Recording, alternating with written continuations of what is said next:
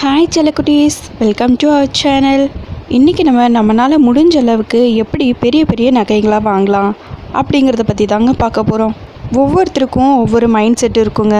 நம்ம இவ்வளோ தான் சம்பாதிக்கிறோம், இதுக்கு ஏற்ற மாதிரி தான் நம்ம நகை வாங்க முடியும் அப்படின்னு யோசிச்சுக்கிட்டு என்ன பண்ணுவாங்கன்னா, கொஞ்சம் கொஞ்சமாக சேர்த்து வச்ச காசில் 1/2 கிராம் 1/4 கிராம் அப்படின்னு மில்லி கணக்கில் கூட நகை வாங்குறவங்க இருக்காங்க. இது எதுக்காகனா, இது எல்லாம் ஒட்டு மொத்தமாக சேர்த்து வச்சாவது நம்ம திருப்பி ரிட்டன் கொண்டு போய் கொடுத்து ஒரு பெரிய நகையாக வாங்கிடணும் அப்படிங்கிற ஒரு மனநிலையில் தான் அவங்க இப்படி சேர்த்து வச்சிட்ருப்பாங்க. ஆனால் உண்மையாக ஓப்பனாக சொல்ல போனோம்னா இது நமக்கு நஷ்டத்தை தாங்க ஏற்படுத்தி கொடுக்கும். நம்ம அந்த நகையெல்லாம் யூஸ் பண்ணியிருக்கவே மாட்டோம். ஆனால் வாங்கும்போது 5000 ரூபாய்க்கு வாங்கியிருப்போம். ரிட்டன் நம்ம கொடுக்கும்போது ஒரு 4000 ரூபாய்க்கு தாங்க போகும். இதில் நமக்கு 1000 ரூபாய் நஷ்டம் தாங்க ஆகுது. அதனால் எனக்கு தெரிஞ்ச ஒரு சில டிப்ஸை மட்டும் சொல்கிறேங்க. உங்களுக்கு பிடிச்சிருந்தா இந்த டிப்ஸை எடுத்துக்கோங்க, பிடிக்கலன்னா ஃப்ரீயாக விட்டுருங்க.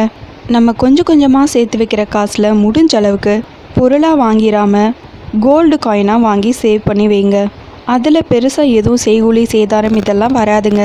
அது மட்டும் இல்லாமல் இந்த மாதிரி நீங்கள் காயின்ஸ் சேர்த்து வச்சுக்கிட்டே வரும்போது அது எல்லாத்தையும் சேர்த்து ஒட்டு மொத்தமாக கொண்டு போய் கடையில் கொடுத்து நீங்கள் நினச்ச மாதிரி நல்ல பெரிய ஆரம், நெக்லஸ், செயின், வளையல் இந்த மாதிரி ஏதாவது ஒரு நல்ல பொருளாக உங்களால் வாங்க முடியுங்க. உங்கள் மனசுக்கும் திருப்தியாக இருக்கும்.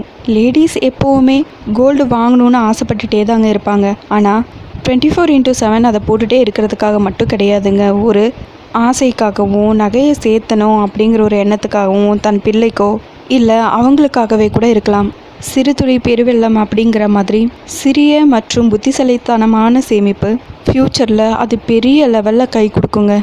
சேர்த்து வைக்கிறோம், அது கொஞ்சம் பயனுள்ள பொருளாக சேர்த்து வச்சிட்டோம்னா நம்ம மனசும் திருப்தியாக இருக்கும், நிம்மதியாக இருக்குங்க. நான் சொன்னது சரின்னு நினச்சிங்கன்னா மறக்காமல் ஒரு லைக் பண்ணிடுங்க. இந்த மாதிரி வீடியோஸ் உங்களுக்கு பிடிக்குதுங்கிறப்போ மறக்காமல் நம்ம சேனலை சப்ஸ்கிரைப் பண்ணிடுங்க. தேங்க்யூ ஃபார் வாட்சிங் செல்லக்குட்டீஸ்.